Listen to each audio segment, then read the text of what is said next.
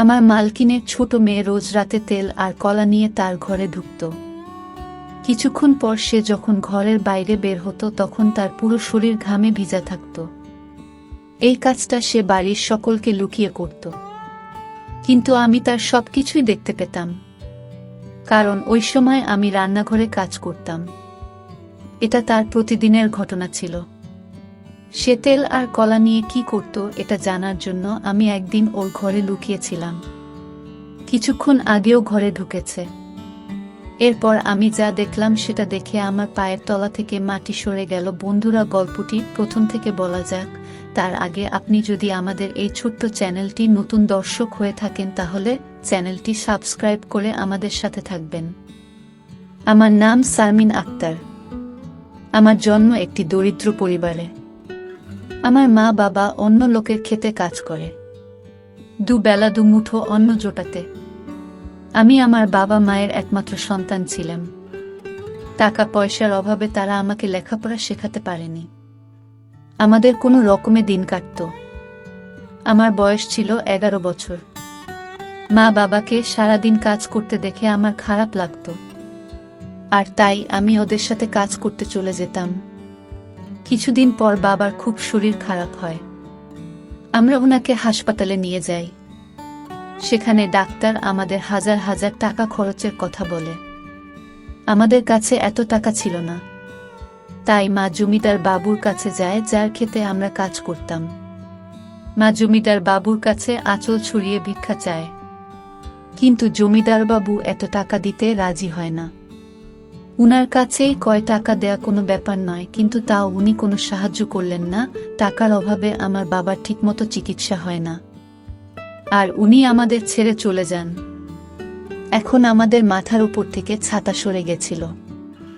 আমাদের সংসার চালানো আর সাহায্য করার মতো কেউ ছিল না। কোনো রকমে আমি আর মা নিজেদেরকে সামলে আবার সাধারণ জীবন যাপন শুরু করলাম। আমরা সারাদিন খেতে কাজ করে নিজেদের পেট চালাতাম। ভেতরে ভেতরে আমার জমিদার বাবুর উপর খুব রাগ ছিল, কিন্তু আমার কিছু করার ছিল না। একদিন শহর থেকে কিছু ধনী লোক আসে। তারা জন্মদিন পালন করা উপলক্ষে গরিবদের ভোজ খাওয়ায়। আমরা তো এটাও জানতাম না যে আমাদের জন্মদিন কবে, কিন্তু বড়লোকদের ভোজ খেয়ে আমরা তাদেরকে আশীর্বাদ করি। এইভাবে বেশ কিছুদিন চলল। হঠাৎ একদিন মাও এই পৃথিবী ছেড়ে চলে গেল। মা আমার শেষ আশ্রয় ছিল। এখন আমার কেউ নেই। আমি খুব ভেঙে পড়েছিলাম। এই অবস্থায় আমার কাকা কাকিমা আমাকে তাদের বাড়িতে নিয়ে যায়, কিন্তু কাকা কাকিমা কখনোই নিজের মা বাবা হয়ে উঠতে পারে না। এই কথাটা আমি তাদের বাড়িতে পা রাখার পরই বুঝতে পেরেছিলাম। তারা তাদের নিজের মেয়েকে ভালো খাবার দিত, ভালো জামা কাপড় দিত, আর আমাকে দিয়ে বাড়ির সব কাজ করাতো। আমার সাথে ভালো করে কথা বলা তো দূরে থাক, আমার দিকে ফিরেও তাকাতো না। কিন্তু আমি এটাকে নিজের ভাগ্য মনে করে মেনে নিয়েছিলাম। একদিন আমি যখন বাসন মাজছিলাম তখন কাকা শহর থেকে ফিরে আসেন। এসে আমার কাকিকে বলেন যে শহরের এক বাড়িতে কাজের মেয়ে দরকার। আমরা বরং শারমিনকে সেখানে কাজ করতে পাঠিয়ে দিই। সাবিনা ওখানে কাজ করবে, আর আমাদের হাতে টাকা আসবে। আমার কাকিমা এই কথাটা শুনে খুব খুশি হন। আর হবে নাই বা কেন, কিছু না করে টাকা পাওয়া যাবে যে। পরের দিন কাকা আমাকে শহরে নিয়ে আসেন, আর এক বড় বাড়িতে নিয়ে যান, যেখানে একজন মহিলা, তার 2 কন্যা সহ মোট 3 জন একসাথে বসেছিল। কাকা ওনাকে সালাম করেন, আর আমার দিকে ইশারা করে বলেন যে আজ থেকে আপনার বাড়ির সব কাজ এই মেয়েটা করবে। আমি ওকে সকালে এখানে দিয়ে যাব, আর বিকেলে ফেরত নিয়ে যাব।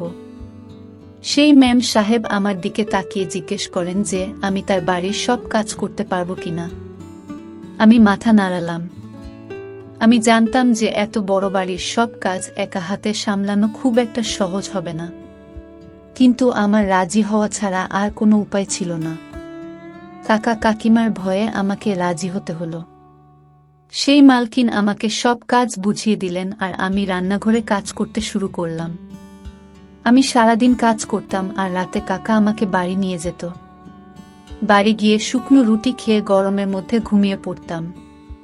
পরের দিন সকালে কাকা আমাকে আবার মালকিনের বাড়িতে দিয়ে আসতো। কিছুদিন এইভাবে চলল। একদিন মালকিনের বাড়িতে অনেক অতিথি আসে, আর তাই কাজও অনেক বেড়ে যায়।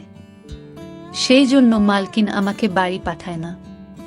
উনি আমার কাকাকে বলেন যে যতদিন আমার অতিথিরা এই বাড়িতে আছে ততদিন শারমিনকে এখানে থাকতে দিন, কারণ রাতে সবাই দেরি করে খায়, তাই কাজও অনেক বেড়ে যায়। কাকা আমাকে না নিয়ে বাড়ি ফিরে গেল। আমি অনেক রাত অবধি কাজ করতাম, আর মালকিন তার বাড়িতে থাকার জন্য আমাকে একটি ঘর দিয়েছিলেন। কাকা কাকিমার বাড়িতে থাকা থেকে আমার এখানে থাকতে বেশি ভালো লাগতো, কারণ এখানে আমি ভালো খাবার পেতাম। আমার শোবার ঘরে পাখা ছিল, তাই আমাকে আর গরমের মধ্যে ঘুমাতে হতো না। কিন্তু আমি যখনই মালকিনকে তার মেয়েদের সাথে দেখতাম তখনই আমার নিজের মায়ের কথা মনে পড়ে যেত। এইভাবে কয়েকটা দিন কেটে গেল। মালকিনের অতিথিরা ফিরে গেল, কিন্তু মালকিন আমাকে বাড়ি পাঠালেন না। তিনি আমার কাকাকে পরিষ্কার করে বলে দিলেন যে শারমিন এখন থেকে এখানেই থাকবে। মালকিন আর তার ছোট মেয়ের সাথে আমার ভালো সম্পর্ক গড়ে উঠেছিল। উৎসবের দিন মালকিন আমাকে নতুন জামা কাপড় দিতেন। ওনার ছোট মেয়েটি খুব ভালো ছিল, আমার সাথে খোলা মনে মিশত। কিন্তু ওনার বড় মেয়েটি একটু রাগী ছিল। সে আমার সাথে বাড়ির কাজের লোকের মতো ব্যবহার করত, আর আমার সাথে ঠিক করে কথা বলতো না। একবার মালকিন আর তার মেয়েদের একটি বিয়ের ফাংশনের জন্য 3 দিন বাড়ির বাইরে থাকতে হয়। যাবার আগে মালকিন আমাকে তার বাড়ির দায়িত্ব দিয়ে যান, বলে যান যে তার বাড়ির খুব ভালো করে দেখাশোনা করতে। আমি অনেক দিন ধরে ওদের দেখাশোনা করছিলাম, তাই ওরা আমাকে বিশ্বাস করত। আমি বললাম যে এত বড় বাড়িতে আমার একা থাকতে ভয় লাগবে। তাই মালকিন আমার কাকাকে ডেকে পাঠান আর বলেন এই 3 দিন আমার সাথে এই বাড়িতে থাকতে। কাকার সঙ্গে সঙ্গে রাজি হয়ে যায়, আর মালকিন বেরিয়ে পড়ে। আমি কাকা আর আমার খাবার বানালাম আর খেয়ে শুয়ে পড়লাম। রাত 12টার সময় কাকা ঘুম থেকে উঠে ঘরের দরজা খুলে বাইরে বেরিয়ে গেল। দরজা খোলার আওয়াজে আমার ঘুম ভেঙে যায়। ভাবলাম কাকা হয়তো জল খেতে রান্নাঘরে গেছে।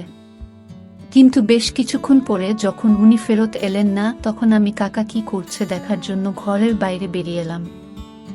আমি কাকে এধার ওধার খুঁজতে লাগলাম। হঠাৎ আমি মালকিনের ঘর থেকে একটা শব্দ শুনতে পাই। আমি মালকিনের ঘরে উঁকি মেরে দেখি ওখানে আমার কাকা মালকিনে আলমারিতে কিছু একটা খুঁজছে। আমি জিজ্ঞেস করলাম, কি খুঁজছেন কাকা? কাকে একটু ঘাবড়ে গিয়ে বলে, কিছু না, এমনি আমার এটা দেখছিলাম। কত সুন্দর আলমারি। আমি বুঝতে পারলাম কাকা চুরির মতলব করছে। সে তার গ্রামে ছোটখাট চুরি প্রায় করেই থাকত, আর এত বড় বাড়িতে নিজেকে একা পেয়ে সে কি করে লোভ সামলায়। কিন্তু আমি চাই না কাকা এরকম কিছু করুক, কারণ আমি মালকিনের বিশ্বাস ভাঙতে চাই না। তারপর থেকে আমি কাকার উপর সারাক্ষণ নজর রাখতাম। আমি কখনো তাকে একা ছাড়তাম না। রাতে ভালো করে ঘুম হতো না। এইভাবেই 3 দিন কেটে গেল, আর মালকিন আর তার মেয়েরা বাড়ি ফিরে এলো। ওরা ফিরে আসার পর কাকা বাড়ি ফিরে গেল। মালকিন আমার জন্য কিছু জামা কাপড় নিয়ে এসেছিল, যেগুলো পেয়ে আমি খুব খুশি হলাম। একদিন রাতে যখন আমি রান্নাঘরে কাজ করছিলাম, তখন আমি মালকিনের ছোট মেয়েকে তার ঘরে তেল আর কলা নিয়ে যেতে দেখি। সে চুলের মধ্যে লুকিয়ে লুকিয়ে তার ঘরের দিকে গেল, যাতে কেউ তাকে দেখে না ফেলে। আমার জিনিসটা একটু অদ্ভুত লাগলো। আখি দিদি তেল আর কলা নিয়ে কি করবে? মালকিনের স্বামী কিছু বছর আগে মারা গেছিলেন। তারপর থেকে উনি তার 2 মেয়ের সাথে একাই থাকেন। নিজেদের ব্যবসা থাকার জন্য ওনাদের কখনো টাকা পয়সার অভাব হয়নি। আমি আছি, দিদির ব্যাপারটা এড়িয়ে গেলাম। ভাবলাম পড়াশোনা জানে, হয়তো কিছু একটা করছে। তার বন্ধুরা রোজ বাড়িতে আসতো, আর ওরা সবাই মিলে কিছু একটা প্র্যাকটিক্যাল করত। একদিন আমি দিদিকে জিজ্ঞেস করলাম যে আপনারা সব বন্ধু মিলে কি করেন? তো সে বলল যে আমরা বিজ্ঞান নিয়ে পড়াশোনা করি, তাই আমাদের প্র্যাকটিক্যাল করতে হয়। আমি কিছুই বুঝলাম না। আমি তো কোনো দিন স্কুলে যাইনি, তাই পড়াশোনার ব্যাপার আমি কি করে বুঝব? তাই জন্য আমি আখি দিদির তেল আর কলা নিয়ে যাওয়ার ব্যাপারে বেশি মাথা ঘামাতাম না। বাড়ির সকলের খাওয়া হয়ে যাওয়ার পর আমি বাসন মাজতাম আর রান্নাঘরটা পরিষ্কার করতাম। এর মধ্যে দিদি ফ্রিজ থেকে কলা বের করত আর একটি পাত্রে তেল ঢেলে নিজের ঘরে নিয়ে চলে যেত। এখন এটা রোজকার ব্যাপার হয়ে গেছিল। আমার ঘরটা দিদির ঘরের একদম সামনে ছিল। মাঝরাতে দিদির ঘর থেকে বের হতো আর নিজের হাত ধুত। তার গোটা গা ঘামে ভিজে থাকত। মাঝে মাঝে যখন আমার ঘুম আসতো না, তখন আমার এসব চোখে পড়ত। রোজ আমি এসব দেখতে পেতাম না, কারণ যখন সে বাইরে আসতো আমার চোখ লেগে যেত। এখন আর এই জিনিসটা আমার পড়াশোনার বিষয় মনে হচ্ছিল না, মনে হচ্ছিল অন্য কিছু। কারণ দিদি যদি প্র্যাকটিক্যাল জন্য কলা আর তেল নিয়ে যেত, তাহলে লুকিয়ে লুকিয়ে কেন নিয়ে যেত, আর রোজ কেন নিয়ে যেত? সারাদিন আমার মাথায় এটাই ঘুরতো যে দিদি তার ঘরে কি এমন করে। আমি মালকিনের সাথে এই ব্যাপারে কথা বলবো ভাবলাম। একদিন আমি মালকিনের ঘরে গেলাম আর দেখলাম উনি ফোনে কার সাথে কথা বলেছেন। তাই আমি কিছু না বলে ওখান থেকে চলে এলাম। তারপর আমি ভেবে দেখলাম যে মালকিনকে বললেন শুধু শুধু বাড়িতে ঝামেলা হবে, তাই আমি ছেড়ে দিলাম আর এই ব্যাপারটা নিয়ে মাথা ঘামানো বন্ধ করে দিলাম। একদিন আমার রাতে ঘুম আসছিল না। আমার মায়ের কথা খুব মনে পড়ছিল। আমি দেখি আখি দিদি তার ঘর থেকে বের হলো। তার চোখে জল এসে যাচ্ছিল। আমি ঘর থেকে বেরিয়ে এসে দিদিকে জিজ্ঞেস করলাম, আপনি কাঁদছেন কেন? দিদি প্রশ্নটা এড়িয়ে যায় আর বলে, কিছু না, তুমি গিয়ে শুয়ে পড়ো। এই বলে সে তার ঘরে চলে গেল। আমার এই চিন্তায় সারা রাত ঘুম হলো না। ভাবতে লাগলাম যে কি এমন হলো যে সব সময় হাসি খুশি থাকা আখি দিদি এত রাতে কাঁদতে কাঁদতে ঘর থেকে বেরিয়ে এলো। সারাদিন আমার মাথায় একটাই চলতে লাগলো, আখি দিদির তেল আর কলা নিয়ে ঘরে যাওয়া, মাঝ রাতে ঘর থেকে বেরিয়ে এসে হাত ধোয়া, সারা ঘামে ভিজে থাকা, তারপর এক রাতে কাঁদতে কাঁদতে ঘর থেকে বেরিয়ে আসা, আর সবথেকে বড় কথা এসব কাজ লুকিয়ে করা। আমার কোনোটাই স্বাভাবিক মনে হলো না। আমার দিদির উপর সন্দেহ হয়, ও কোনো খারাপ কাজ করছে না তো। পরের দিন দিদি কলেজে চলে যায় আর বড় দিদিও তার কলেজে যায়। তখন আমি মালকিনকে চা দিতে গেলাম আর ভাবলাম যে আখি দিদির ঘরটা একবার খুঁজে দেখি। দুপুরবেলা যখন মালকিন ঘুমিয়ে পড়ে, তখন আমি দিদির ঘরে যাই, কিন্তু ঘরে তো সেরকম কিছুই পেলাম না। সব জিনিস ঠিকভাবে রাখা ছিল। আমি বেরিয়ে এসে ভাবতে লাগলাম যে আসল ঘটনাটা কি। তখনই আখি দিদি আর বড় দিদি কলেজ থেকে ফিরে আসে। আমি তাদের জন্য খাবার বানিয়ে দিলাম, কিন্তু আখি দিদি খেতে চাইল না। সকালেও সে ঠিক করে জল খাবার খায়নি।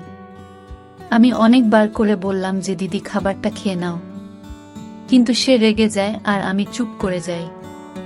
কিছুক্ষণ পর আমি ভাবলাম যে দিদিকে একবার জিজ্ঞেস করি তার কি হয়েছে, কিন্তু তারপর মনে হলো যদি সে রেগে যায়, আমার আখি দিদির জন্য চিন্তা হয়। আমি যবে থেকে এই বাড়িতে এসেছি, দিদি একবারও আমাকে বুঝতে দেননি যে আমি বাড়ির কাজের মেয়ে। সে আমায় কাকা কাকিমার থেকে অনেক বেশি যত্ন করেছে। কিছুক্ষণ পর আমার মাথায় একটা বুদ্ধি আসে, আমি যদি আজ রাতে আখি দিদির ঘরে লুকিয়ে থাকি, তাহলে আমি সবটা জানতে পারবো। আমি রাতে সবাইকে খেতে দিলাম, কিন্তু নিজে কিছু না খেয়ে দিদির ঘরে গিয়ে একটা কোনায় লুকিয়ে পড়লাম। আমি এমন সময়ে তার ঘরে ঢুকলাম যখন সে রান্নাঘরে তেল আর কলা নিতে গিয়েছিল। আমি লুকিয়ে লুকিয়ে দেখলাম যে দিদি তার ঘরে এল আর ঘরের পেছনের দরজাটা খুলে দিল। আমার মনে পড়ল সেই দিন যখন আমি দিদির ঘরে এসেছিলাম, তখন এই দরজাটা আমার চোখে পড়েনি। হয়তো দরজাটার সামনে পর্দা লাগানো ছিল, তাই আমার চোখে পড়েনি। তারপর আমি দেখলাম যে দিদি ওই দরজা দিয়ে একটা মানুষকে ভিতরে ঢোকালো।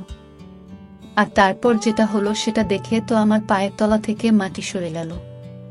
তখন হঠাৎ আমার হাতে চেনটা, যেটা আমার মা মেলা থেকে আমায় কিনে দিয়েছিল, সেটা খুলে মাটিতে পড়ে যায়। সেই আওয়াজটা শুনে দিদি মনে হলো যে তার ঘরে আরো কেউ আছে।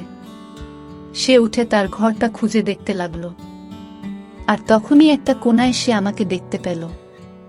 দিদি আমাকে দেখে ঘাবড়ে গেল আর রেগে গিয়ে বলল, তুমি এখানে কি করছো?